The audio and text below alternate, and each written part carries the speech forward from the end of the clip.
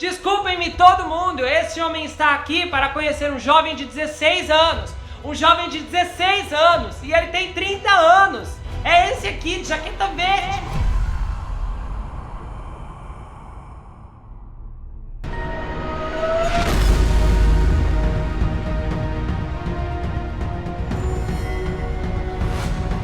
Ei pessoal, bem-vindos a esse canal. Eu sou Gustavo Negreiro, seu psicanalista favorito, e hoje estamos em mais um episódio da terceira temporada da série Na Mira. E pois é, a gente teve o episódio passado que foi o Special Event, um grande episódio. Aquele episódio é bombástico, arrepiante do começo ao final, assim, é uma das melhores histórias que eu já gravei. E hoje, inclusive, a gente vai ter uma história que vai trabalhar ainda um pouco com esse tema, e eu acredito que vocês vão ficar muito surpreendidos com tudo que vão ouvir. Lembrando que o link do episódio especial, do caso da emissora do Dateline, o programa que terminou numa tragédia astronômica, você encontra também aqui o link, tá? Você encontra ali o nome do episódio certinho, você está vendo a capa.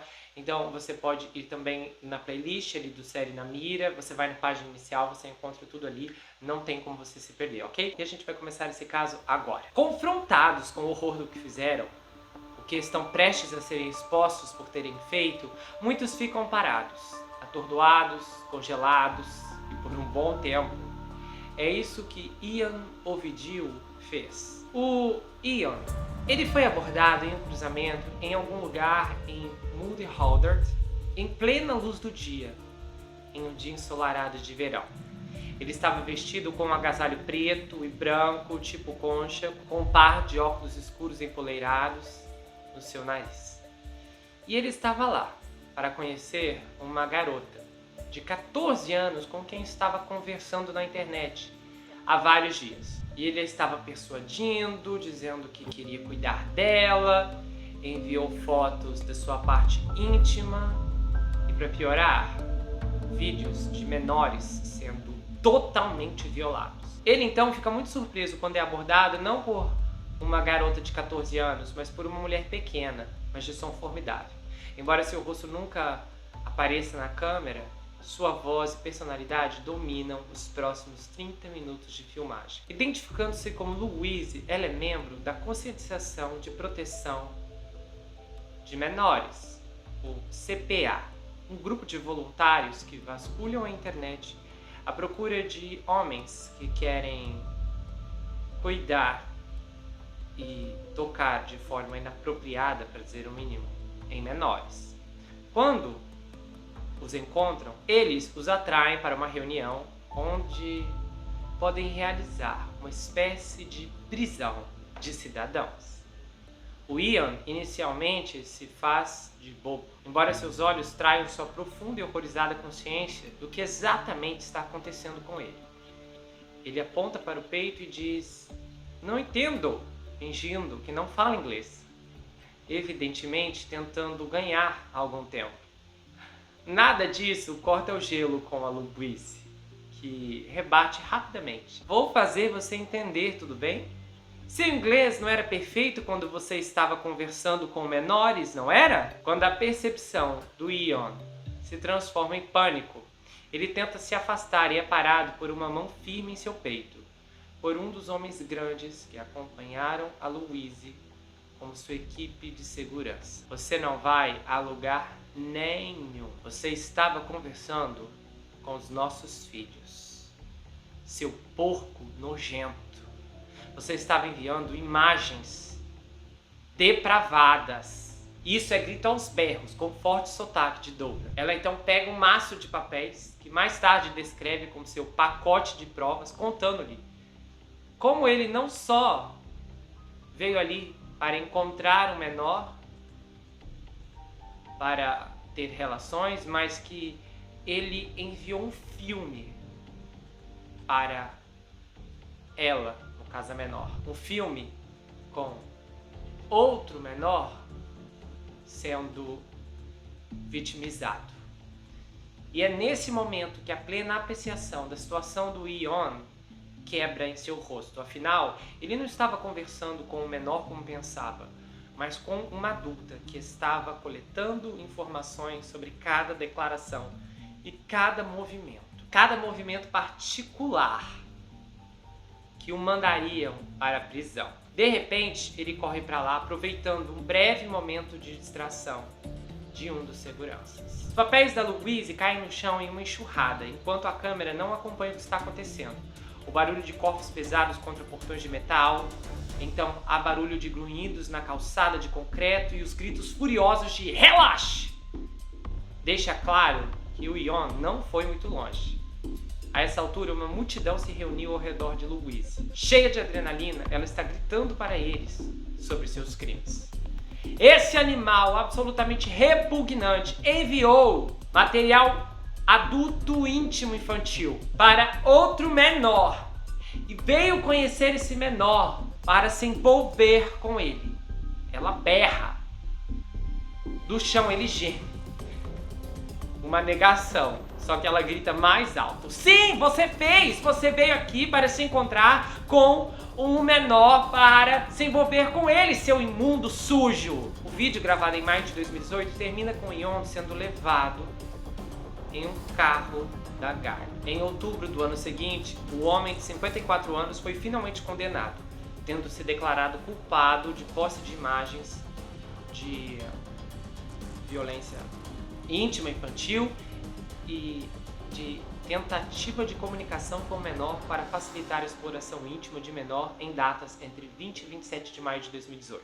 O juiz do caso, o juiz Martin Nolan, rejeitou qualquer sugestão de que o Ian tivesse caído em uma armadilha, dizendo que ele deveria ter parado de se comunicar quando lhe disseram que o perfil pertencia a um menor. Ele foi condenado a 18 meses de prisão. Esse caso faz parte de um número crescente de condenações que surgiram das atividades de grupo como o CPA. Para alguns, incluindo os próprios caçadores-predadores, os fins justificam os meios. Mas muitos especialistas, como George Frey Channel, ex-relator especial sobre proteção infantil, expressam dúvidas sobre essa nova fronteira de proteção infantil. Outros também estão dizendo à mídia que estão preocupados não apenas com a perspectiva de desordem civil em torno de tais confrontos, mas também com a perspectiva de que em algum momento no futuro uma acusação viável possa falhar porque um acusado de ser predador pode contestar a validade das provas contra ele. Tudo isso significa que à medida que o número de armadilhas online cresce, aumenta também a preocupação em terceirizar uma parte tão sensível do sistema de justiça criminal para um número considerável de caçadores voluntários. À primeira vista, as táticas empregadas pelos grupos de caça aos depravados predadores funcionam. Com os recursos da lei sobrecarregados, essas organizações assumem a responsabilidade de exercer seu direito estatuário e seu dever moral de intervir onde vem casos de ameaça infantil. E é claro que parte da perspectiva desse episódio é contada da realidade na Irlanda. No primeiro episódio eram eventos como esse nos Estados Unidos. Então essa parte aqui é a realidade da Irlanda. Isso é visto através do prisma das recentes condenações contra a crescente evidência de aliciamento online de menores, que teve alguns sucessos significativos. Em 2019, por exemplo, Paul Fanning, ex-Hollis Hoy em Dublin, estava morando em Gorey e foi atraído para uma discussão com um chamariz, que é no caso quando um caçador se disfarça de menor online. E ele trabalhava através de um grupo chamado Esmerd, Hunters e Reeves.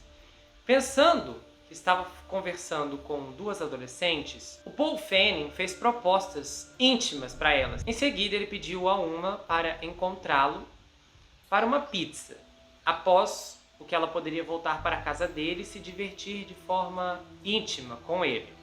Literalmente, ele deixou claro isso. Tendo planejado encontrá-la na Praça de Marion, ele foi recebido por membros do grupo que entraram em contato com as autoridades e disseram que estavam detendo um predador.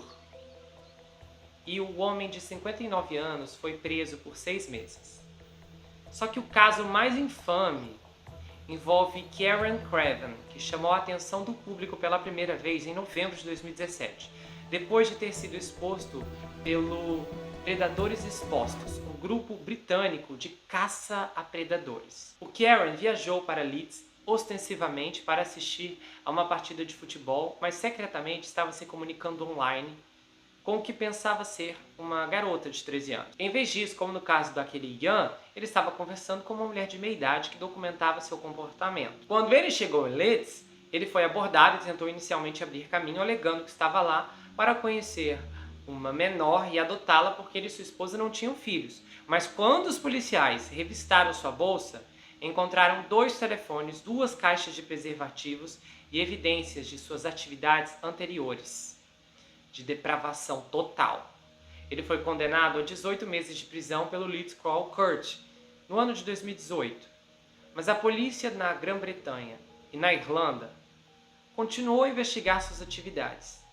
E então encontraram evidências horríveis de esforços persistentes e determinados para aliciar e vitimizar meninos e meninas online. Seus telefones, computadores e outros dispositivos de armazenamento mostraram um grande volume de material, não apenas vídeos que ele baixou de outras pessoas, mas vídeos que ele gravou de si mesmo, violando menores nas Filipinas, e de outros vídeos que ele comprou, pagando outros homens para violentar menores. Um desses vídeos era de um homem tocando uma menina de 2 anos e foi encontrada em seu celular.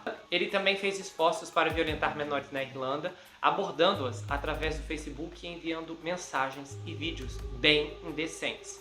Segundo os relatos, ele tentou arrumar uma garota de 16 anos na Irlanda e disse a uma garota de 16 anos online que gostaria de se encontrar com ela. A jovem de 16 anos estava sob os cuidados de TUSLA, a agência de menores e da família na época. A Gardaí, a força policial da Irlanda, identificou 8 menores que ele havia violado durante o período de 3 anos, só que sabem que há muito mais. E a partir daí ele passou a ser condenado entre 2 e 13 anos de prisão com base em 10 acusações separadas, o que resultará em uma sentença total de 10 anos de prisão. Esses são os membros do grupo de caça a predadores. Essa foto que vocês estão vendo agora são os membros do grupo de caça a predadores do lado de fora do tribunal após a sentença do Karen Craven. E pode ter sido um caminho pouco ortodoxo para a acusação, começando com uma mulher adulta se passando por menor online, mas é claro que o resultado final foi retirar das ruas um homem que já havia prejudicado a vida de vários menores de forma irreparável e que certamente representava uma ameaça a incontáveis números mais. Como tal, não é surpresa que o envolvimento dos chamados caçadores de predadores do sistema judicial criminal na Irlanda tenha se tornado cada vez mais proeminente. E está claro que o público tem um apoio substancial à ideia. Uma pesquisa de opinião realizada por Clary Bainer Live, num programa de assuntos atuais da RTE em 2018, descobriu logo após a prisão do Karen que 57% das pessoas entrevistadas concordavam com as ações desse grupo.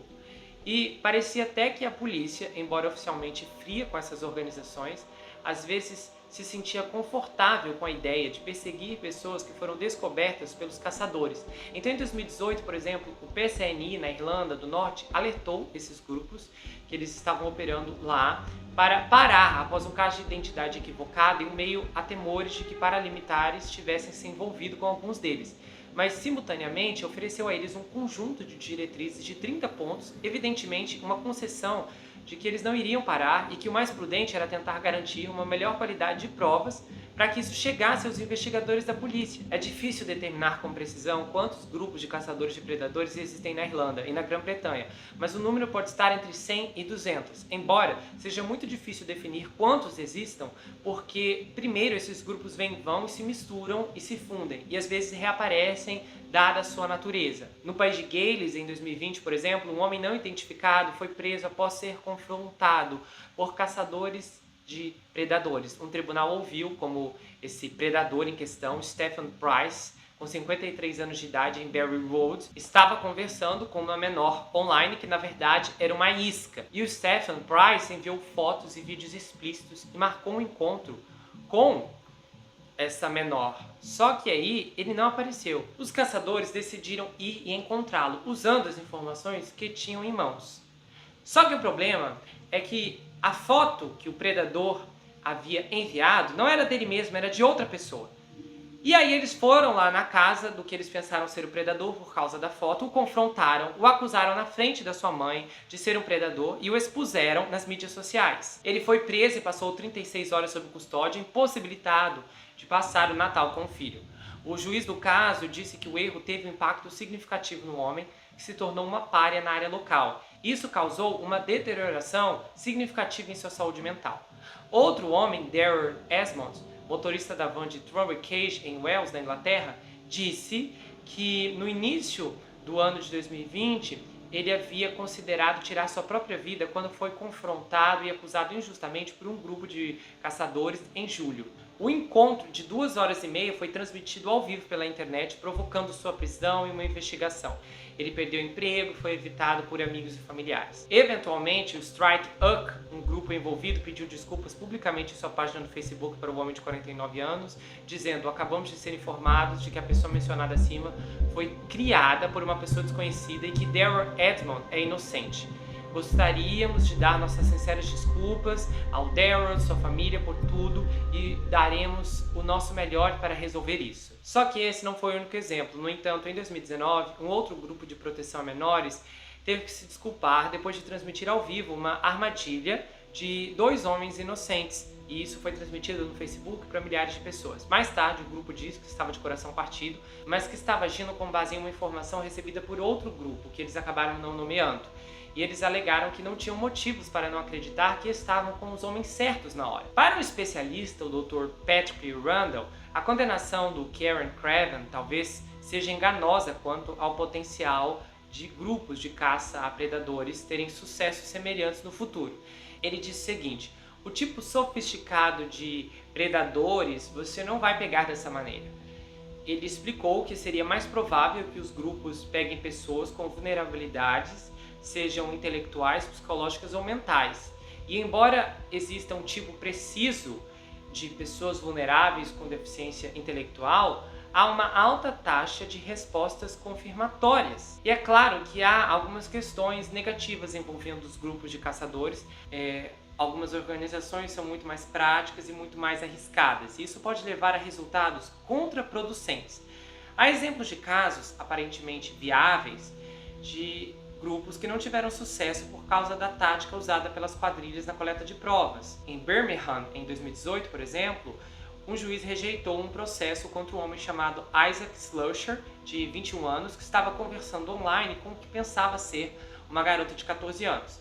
A garota era de fato um caçador de predadores que estava usando uma foto de sua ex-namorada. O tribunal ouviu na época que o Isaac, que morava em Harmon Salt, foi preso pela polícia no centro da cidade de Bath durante a operação e foi levado a julgamento por uma única acusação de tentar encontrar o menor após o aliciamento. O tribunal ouviu que o caçador de predadores havia iniciado a discussão com Isaac dizendo: quero perder meu V, uma aparente referência à virgindade. Então Isaac claramente pretendia se encontrar com a garota para se envolver com ela e ele estava ciente de sua idade. Os registros de bate-papo lidos no tribunal o registraram dizendo: o que eu acho quente é a sua inocência. No entanto, de acordo com o juiz, alguns dos jurados fizeram perguntas como: armar essas ciladas é crime?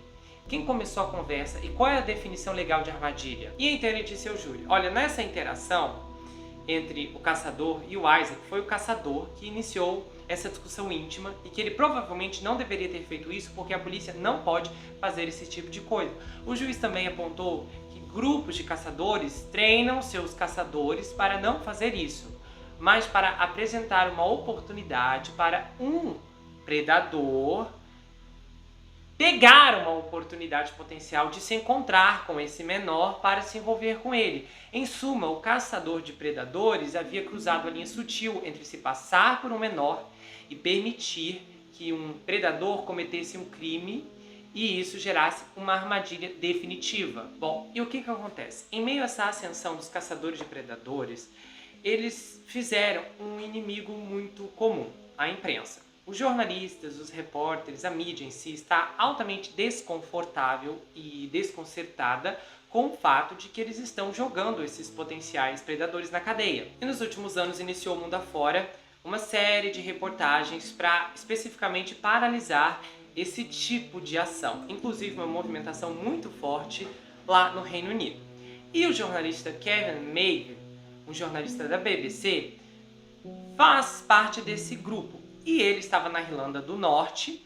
De forma arrogante, ele tentou fazer o que diz ser seu trabalho. No início do dia 17 de fevereiro de 2018, o Sr. Kevin foi filmado em uma troca acalorada do lado de fora da casa de um homem perguntando-lhe: quem lhe dá autoridade para procurar pessoas que você acha que são predadores?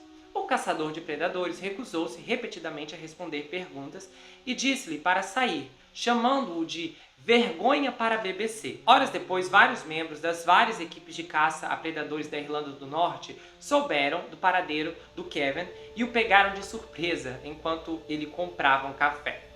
O confronto foi feio. Filmado por um telefone celular e transmitido ao vivo para o Facebook, o caçador de predadores se aproximava do Kevin e dois de seus colegas dentro da loja. E ele perguntou: como é ser confrontado? Você não gosta disso, Kevin, não é?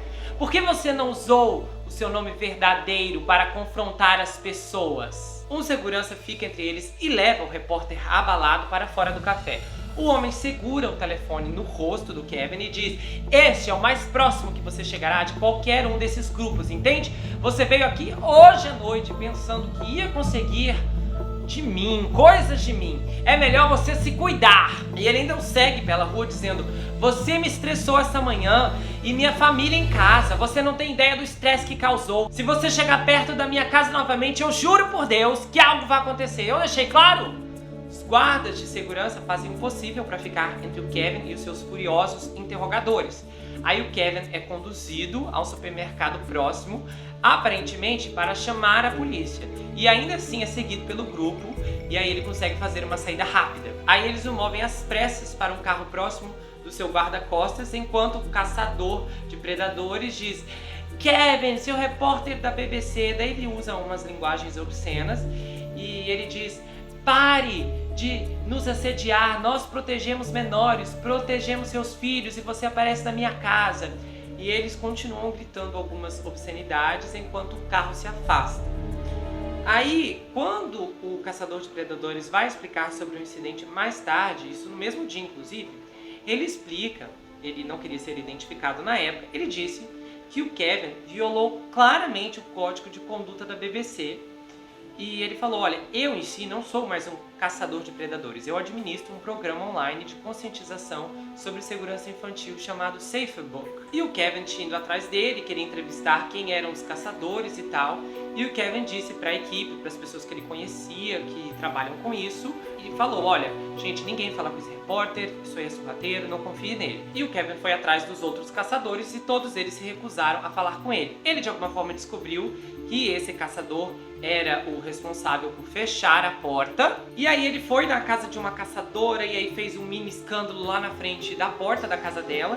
E não satisfeito, ele foi lá na casa desse caçador, que é quando começa a história que eu falei pra vocês, que ele já chega afrontando. Aí ele deu toda a explicação e disse: eu resolvi devolver a ele o que ele fez comigo, porque ele achou muito oportuno causar estresse lá na outra caçadora, na minha casa, e eu achei isso um absurdo. Bom, só que o chocante vem agora, porque o jornalista entrou com o processo.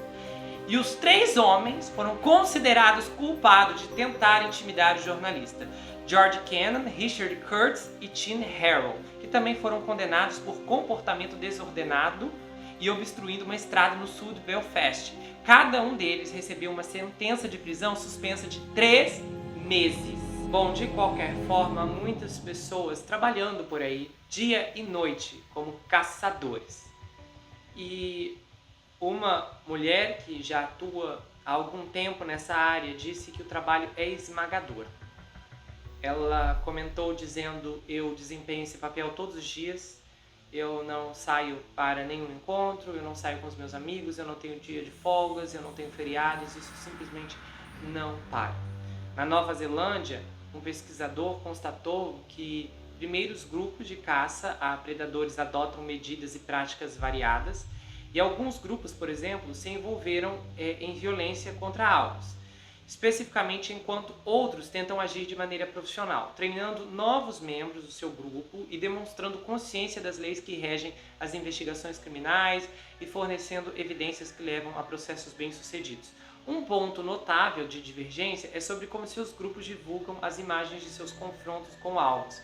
alguns não postam vídeos antes que um alvo seja condenado por um crime, enquanto outros enfrentam transmissões ao vivo diretamente em suas páginas de mídia social, não fazendo nenhum esforço para ocultar a identidade do alvo. Então, pelo menos lá na Nova Zelândia ou na Irlanda também, os caçadores de predadores, então sabe-se também que eles compartilham informações em grupos e também dividem o trabalho de execução, principalmente as operações de cilada. Então acontece muito também que há um grupo específico que fica apenas na parte online, na operação, conversando, registrando, e há um outro grupo que especificamente é focado em realizar o grande confronto. Bom, e quando eu trouxe o primeiro episódio, eu trouxe para vocês aquele caso específico, que é um caso cumprido, e eu trago toda a parte judicial, e foi discutido a questão das abordagens serem extremamente escandalosas. E para esse episódio eu fui procurar mais vídeos de ciladas, e aí eu encontrei algumas situações onde havia abordagens mais calmas. E de forma muito chocante, elas podem não ser tão efetivas quanto aquelas que são barulhentas. E vocês vão ver agora duas dessas situações. Dois rapazes estão no que parece ser um mercado, mas pode ser um outro tipo de estabelecimento. Aí eles entram em um corredor, que de um lado tem material escolar, do outro tem brinquedos, e há um homem de preto segurando um celular de costas para eles. O que você está fazendo? O que está acontecendo? Tem certeza que não está aqui para encontrar um garoto de 14 anos? E aí, o predador diz, não, estou aqui para encontrar um de 19 anos. E ele diz, não, você não está. E ele diz, sim, eu estou. E ele fala, eu tenho bate-papo, você não pode mentir para nós. A gente pode puxar o bate-papo e mostrar para você. Aí, o predador diz que está ali para comprar figurinhas e ainda faz assim com o pacote. Aí eles continuam confrontando, porém sem elevar a voz, tudo é bem calmo e educado. Inclusive os caçadores estão altamente brandos ali, uma calma muito perceptível. Nitidamente fica mais evidente o rosto do predador quando a câmera fica mais perto, porque ele está de batom rosa, sombra e rímel. E aí na discussão vai e vem, as figurinhas que ele diz que veio comprar, ele já coloca na prateleira. E o caçador diz, isso é algo que você faz frequentemente? E aí ele diz, não. Ah, mas você pediu foto das partes íntimas dele, de um garoto de 14 anos. Ah, mas ele disse que tinha 19. Não, ele não disse. Aí ele pega o celular, o predador, para dizer que no perfil tá 19. Só que o que acontece? Quando você vai fazer cadastro nesses sites, você tem que realmente dizer que você tem uma idade mais elevada. Então mesmo se o menor fizer uma conta ali, ele vai ter que mentir sua idade, como já acontece inclusive em muitas redes sociais. E aí, na mensagem que o caçador estava tendo ali nas conversas com o predador, ele disse, olha, eu não tenho 19, eu tenho 14. E aí ele joga isso na cara dele, é indesculpável, e ele fala, ah, mas eu só estava conhecendo ele. O caçador fala, tá, mas ele só tinha 14 anos. E aí o predador diz, ah, mas ele devia ter bloqueado. E o outro caçador pergunta, você sabe que isso é errado? Ele diz, sei. E aí ele pergunta, quantos anos você tem? Aí o caçador, antes que o predador responda, o caçador fala, 32. E ele diz, não, 31. E ele fala, ah, mas eu só ia conhecê-la e dizer oi. E aí o caçador fala, então por que pediu nudes? É porque eu enviei o meu. Aí o outro pergunta, se fosse seu filho que estivesse encontrando com um homem de 31 anos? Isso não aconteceria, porque eu não deixaria meus filhos conversando com estranhos em aplicativos de mensagens. No fim, ele vai embora e depois ainda manda uma mensagem racista, porque o outro caçador, como vocês viram ali, era afro-americano. Nessa segunda situação que vocês vão ver agora, o desenrolar dos eventos não é inflamado como acontece na maioria das partes. Então aqui ainda há um tom mais elevado, mas ainda é muito mais equilibrado do que como acontece no geral. Dois rapazes se encontram com um predador no shopping, no caso os caçadores. É interessante porque houve várias conversas e trocas de áudios, o caçador se passava por menor, então ele afinava a voz, até tem uma cena ali dele no carro, já tô subindo aí no shopping e tal, e ele faz bem a voz que dá pra imitar o menor. E aí quando eles abordam o predador, que é chamado Frank, ele fica nitidamente apavorado. Ei, você marcou de se encontrar comigo hoje, essas são suas fotos, certo? E as imagens estão em um fichário, provavelmente repleto de evidências. E aí, ele diz, eu quero conversar sobre esses bate-papos aqui. O garoto de 16 anos que você marcou para se encontrar sou eu. Você está falando comigo esse tempo todo. Aí ele se vira para ir embora e os meninos dizem, não, Se você não colaborar, nós vamos chamar a polícia. E ele diz, ai, me desculpem, eu vou embora. Eles dizem, não, isso não é desculpa, vamos conversar.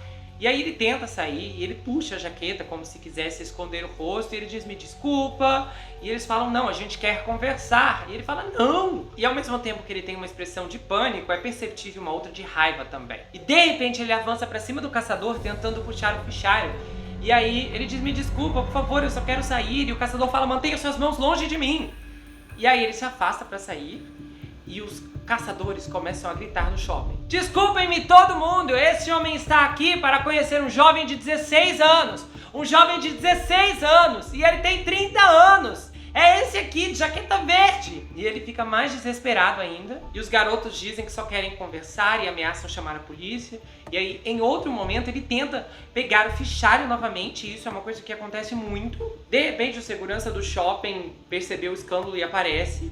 E aí, o caçador começa a falar, olha, ele nasceu em tal lugar, tem tal idade, e ele abre o fichário e mostra as fotos. E aí o predador tenta fechar o fichário, e ele diz, não, aqui tem todas as conversas, bate-papos, fotos. E o predador está ali em pânico, e a coisa fica pior ainda quando o caçador pega e fala, olha, essa aqui é a foto da parte íntima que ele mandou para um garoto de 16 anos. E aí o outro fica mais, assim, às alturas. Aí vários seguranças do shopping se envolvem, ele fala, não toque nas coisas dele e tal. E é bem interessante a postura dos seguranças, porque eles literalmente vão todos para o lado de fora e dão uma dura no predador. Essa situação foi um confronto que durou mais ou menos uns 30 minutos.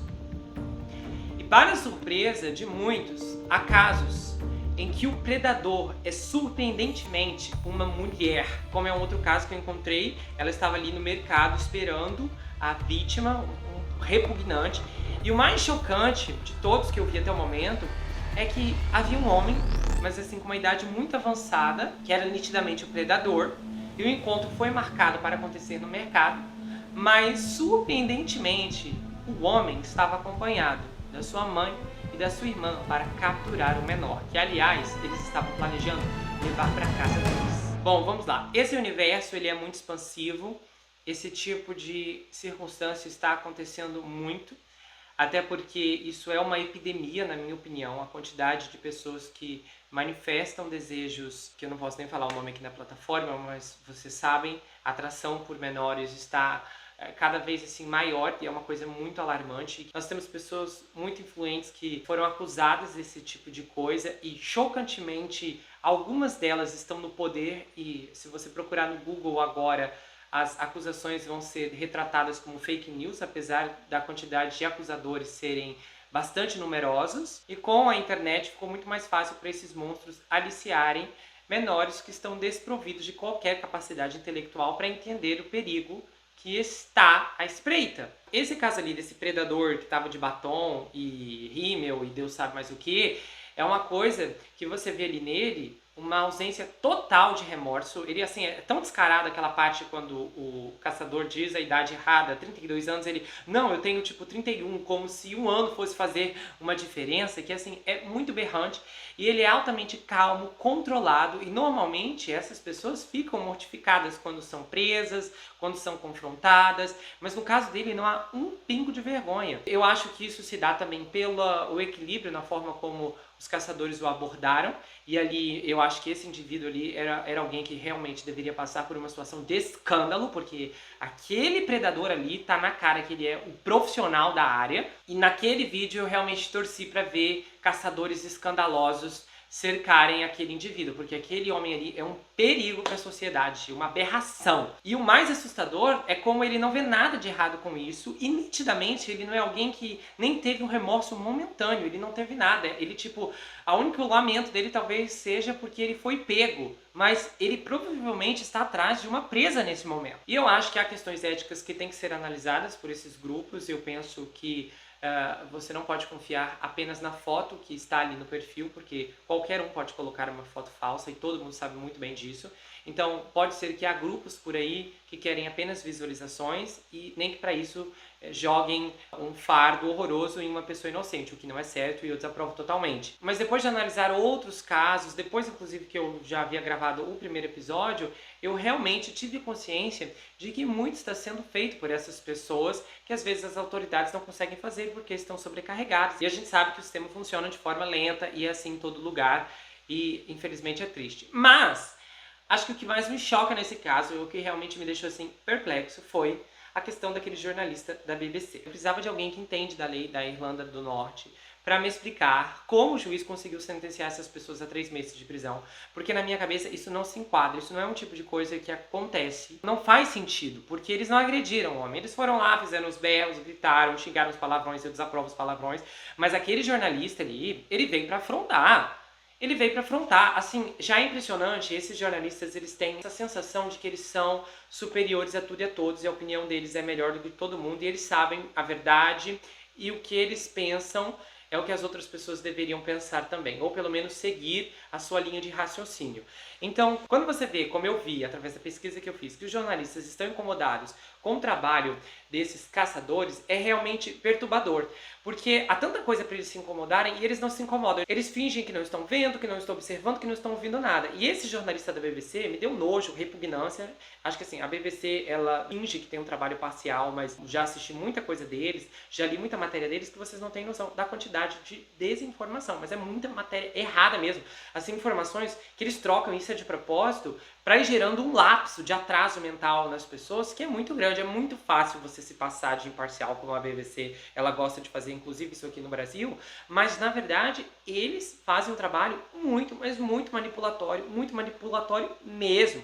Que eu tenho que fazer muita pesquisa, vocês sabem disso, e aí eu tenho que ler, e vocês não têm noção assim, de informações erradas, descaradas, que eles colocam lá e eles não trocam, eles não mudam, eles não reajustam, eles não vão lá e dizem, olha, nós colocamos errado. Eles realmente passam as informações de forma equivocada para poder causar confusão no público ou então para gerar de alguma forma o impacto que eles querem que cause nos espectadores, nos leitores, no público em geral. E o fato de que esse juiz sentenciou esses homens a 3 meses de prisão, para mim, é um insulto, é um tapa na cara da sociedade. Pessoalmente, penso que se a imprensa fosse hoje para ser processada pela quantidade de desinformação, manipulação e situações que eles criam de pessoas que já foram destruídas, arruinadas, pelo trabalho guiado, pelo mau caratismo da maior parte desses profissionais, eles que deveriam ser presos. E eu vou ser bem sincero, eu realmente, se estivesse na minha mão, eu ia trazer um monte. Nós temos aqui dezenas de casos nesse canal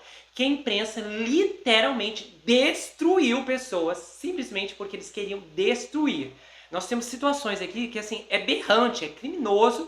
Eu acho que, no máximo, quando a imprensa acerta, nos casos que eu trago aqui no canal, são casos da imprensa local, do jornal local, da TVzinha local, daquela imprensa pequenininha. Porque normalmente quando essas empresas grandes, quando essas emissoras grandes, o estrago está feito. E Deus me livre de quem cair na mão deles, porque eles destroem, eles inventam. São aquelas coisas assim de, às vezes, eu sempre me surpreendo. Quando um monte de fonte anônima surge do nada, de um dia para o outro, falando mal de Beltrano, e aí eles nunca dão o nome de nenhuma, todas as fontes, todas elas se recusam a tudo, e você vê que aquilo ali não é um trabalho investigativo sério, porque simplesmente há relatos que não condizem com a realidade, não é apenas relatórios anônimos, fontes anônimas que estão dizendo coisas que estão dizendo coisas que você consegue encontrar sinais do que já estava acontecendo, não. Então simplesmente a imprensa assim é especialista em fazer isso. De uma hora para outra, se eles quiserem atacar alguém, vai surgir dezenas de fontes anônimas relatando isso, aquilo e não sei o que. Ninguém confere, ninguém checa, ninguém tem como fiscalizar aquilo. Eles publicam e aí as outras mídias vão replicando apenas a manchete. Fulano fez isso, tipo, nem fez nada, foi alguém que disse que ele fez. E aí vai replicando, imagina aquilo no Instagram, o quantos das caixinhas ali, dos feeds, vai descendo com aquelas notícias. As pessoas nem param para ler a matéria, primeiro porque não é tudo o que interessa para ler, segundo porque aquilo ali vem, não é uma escolha do indivíduo, ele simplesmente às vezes abre no Instagram, vem um monte de coisa, ou qualquer outra mídia social, Google, seja como for, qualquer site de notícias que você for conferir. Então você vai ler as manchetes, mas nem todas você vai clicar para ler a matéria. Então muita gente vai ficar marcada apenas pelo título daquela manchete, que é falsa, o que demonstra uma total total ausência de responsabilidade e pior, humanidade. Porque a questão é, o que vai acontecer com esse indivíduo que eu estou simplesmente colocando isso aqui e essa informação pode não ser verdadeira? Ninguém pensa nisso. Eu fico assim perplexo. Eu vou dizer aqui a verdade pra vocês. Eu não confio em nenhum desses portais brasileiros. Eu não confio em nenhum deles. Eu não faço nenhuma pesquisa usando nenhum desses veículos aqui, porque eu acho eles péssimos no quesito de checagem de fatos. Só para vocês terem noção, é tanta coisa errada, até mesmo de entretenimento.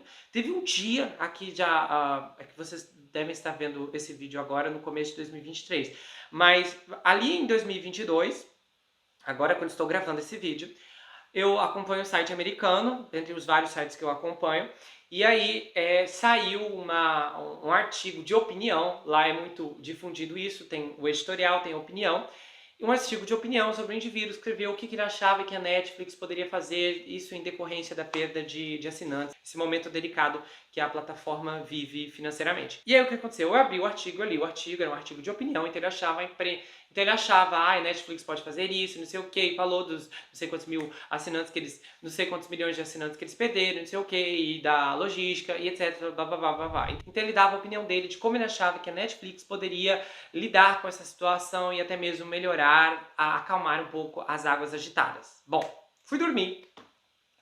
Na manhã seguinte quando eu acordei, eu peguei meu celular e aí eu tenho ali aquele painel do Google, apareceu pra mim notícias, Netflix bate o martelo e vai fazer isso. Na hora, eu falei, gente, aquele comentarista, né, que ou ele soube de algum furo e escreveu um artigo dando como se fosse a opinião dele, ou realmente a Netflix já tinha decidido isso e aí, ironicamente, ele deu a opinião dele, mas hoje de manhã já saiu um negócio. Aí o que aconteceu? Eu vi que estava por todo lugar. Todos os portais de Instagram, dos sites, né? Todos eles têm conta no Instagram e vários mil e um sites para lá e para cá. Eu simplesmente abri uma dessas matérias para ler em português, aqui do Portal Brasileiro. Quando eu abri, eu falei, eu reconheci, falei, essas palavras aqui é do artigo de opinião. E eles estavam divulgando aqui como se fosse um fato. Pasmem, todos os outros portais brasileiros replicaram, fizeram um artigo como se aquilo fosse um fato confirmado. Ninguém disse que era um artigo de opinião, ninguém disse que aquilo ali era apenas uma hipótese que alguém calculou que poderia acontecer. Assim, eu fiquei perplexo que aquilo não foi desmentido e foi publicado e está aí até hoje. E assim, é uma coisa básica, indesculpável, porque assim, era nítido no artigo, a opinião. Em vários momentos ele dizia, eu acho, eu penso, entende? Se acontecesse, tudo era na base do e se. E eles simplesmente replicaram aquilo ali e ainda disseram assim, o site tal deu ontem com exclusividade, assim, na maior cara de pau, várias mídias brasileiras, portais grandes aqui do Brasil. Isso acontece com extrema frequência. Gente, e eu estou falando aqui de uma questão que envolve um entretenimento puro, simples, ridículo. Imagina com o resto que realmente importa, que afeta a sua e a minha vida. E esse é um exemplo porque é constante que eu vejo manchetes completamente equivocadas e, pasmem, falsas. E esses portais ainda se dizem checadores de fatos, porém continuam postando publicações errôneas. É uma vergonha e é repugnante. Eu não confio em nenhum desses portais aqui no Brasil, e mesmo o dos Estados Unidos, os que eu acompanho, eu confio pouco e eu ainda tenho as minhas preferências e ainda assim eu sempre procuro fazer o maior tipo de checagem que eu puder, para ter certeza que as informações são no mínimo verídicas. Porque mesmo que o indivíduo mora nos Estados Unidos e o meu vídeo aqui não vai causar um impacto na vida dele, eu morro de medo de fazer uma acusação contra alguém que nunca vai me conhecer, que às vezes nunca vai ouvir falar do meu nome, mas que não é verdadeira. Porque isso é errado e moralmente isso é antiético de diversas maneiras e de diversos níveis. A reputação do outro deve ser mais importante do que fazer manchetes sensacionalistas para atrair audiência. Como um todo, quando você olha as pessoas que deveriam passar as informações, que hoje, na minha visão, são as mais desonestas, em sua maioria, não são todas, mas são a grande maioria, infelizmente, tanto por conta de um grupo editorial e às vezes pessoas que são obrigadas a passar desinformação no ar ou através de um editorial, matéria, tanto faz, você se vê em uma realidade muito, mas muito triste mesmo. Eu penso que se eu morasse na Irlanda do Norte, eu acho que eu faria protesto na frente do tribunal, porque eu penso que é muito, muito injusto você condenar alguém na prisão apenas porque ele foi lá e fez um escândalo, considerando o fato de que o jornalista foi lá na frente da porta da casa do outro e veio afrontar, e foi também na casa da outra mulher afrontar. Então a balança aqui tinha que ser justa, porque se a imprensa tem esse poder de ir na frente de qualquer pessoa e simplesmente desmascarar, afrontar, pisotear, e ela pode fazer tudo isso, mas quando o cidadão se sentir no direito de retribuir à altura o mal que lhe foi causado, aí ele não pode, aí você entende que há algo muito errado nesse sistema. Eu penso que o juiz poderia apenas ter chamado a atenção, falado, olha, esse tipo de intimidação aí não é correto, esses palavrões e tal, não façam isso, estão proibidos de chegar perto desse jornalista novamente. Eu penso que esse tipo de punição deveria ser correta. Essa decisão aí realmente me deixou alarmado, considerando que se fosse para investigar todas essas instituições e o quanto de informações erradas, equivocadas e falsas e mentirosas elas divulgam todo santo dia, era para eles verdadeiramente estarem na cadeia. E não porque divulgaram uma informação errada sem querer, porque isso pode acontecer com qualquer pessoa, mas porque eles fazem de propósito. E o ponto mais fundamental que eu refleti nos últimos dias antes de gravar esse episódio é o papel da imprensa em relação aos caçadores. A verdade é que esses caçadores estão fazendo mais bem do que mal, e se a imprensa tem um problema com isso, talvez o que esteja incomodando-os seja o fato de que esses homens predadores estão sendo, no mínimo, desmascarados. E se é isso que está irritando esses profissionais, então basicamente essa situação diz muito de que lado eles estão.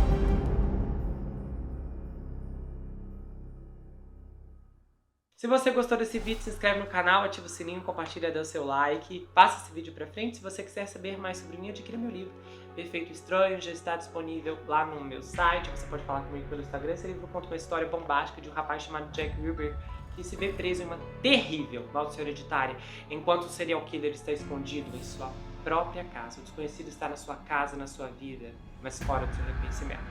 O livro vai autografado se você quiser, tem pôster exclusivo e também uma série de marcadores incríveis que, um ao lado do outro, formam um mapa da cidade de Manhattan. E olha, o plot twist já começa aqui na capa, vê se você encontra. Você tá vendo? Não é engano, tem mesmo aqui, é só na capa. Se você olhar, você encontra. Você pode me seguir pelo Instagram, Gustavo N. Psicanalista. Eu tenho um canal de corte, onde as análises são recortadas e postadas por lá. E eu também tenho um grupo no Telegram, onde eu envio áudios exclusivos, bastidores, muita coisa bombástica que você só vai ouvir por lá, ok? A gente se vê no próximo caso. Não se esqueça que aqui você sempre vai ter um amigo. Até mais, pessoal!